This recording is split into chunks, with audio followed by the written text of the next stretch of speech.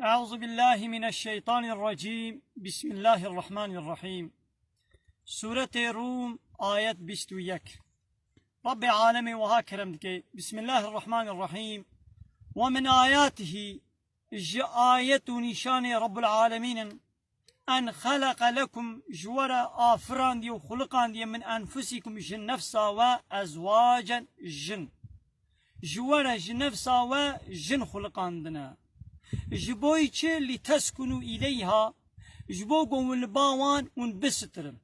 والباوا بسكنن هدان وصبرا ولجموان بيرك وجني ووري ودنا برا وجنو ميرادا حجيكرن ومرحمة وجعل بينكم مودة ورحمة ودنا برا ودا حجيكرن ومرحمة جي وشفقة جي تشكريا إن في ذلك محقق دفيادا لآيات قالك آية نيشان درس عبرت هنا لقوم يتفكرون كو ملك قومك قوش خورا بفكرين وآقل خوا بشغلين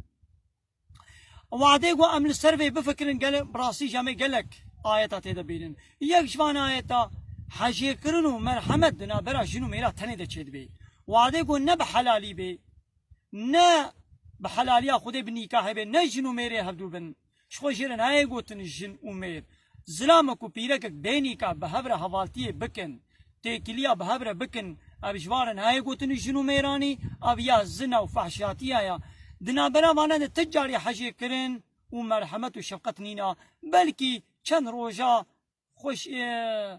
الخوشيا خود چن وزماني خب هبرة درباس كن تاليا تالي تعلقنا برامان دنينا لبلي حاجي كرن ومرحمة نبرا جنو ميرادا ند دنيا تنيدا بردوام پشت حياة آخرتي دي جنة ديجي اب جنو ميراني اب حياة جنو ميراني بردوام دكي اما يدجي تشويقا مچيت كي لسر زواجي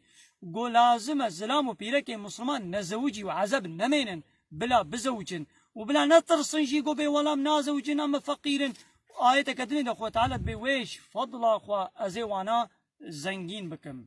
وآخر دعوانا أن الحمد لله رب العالمين.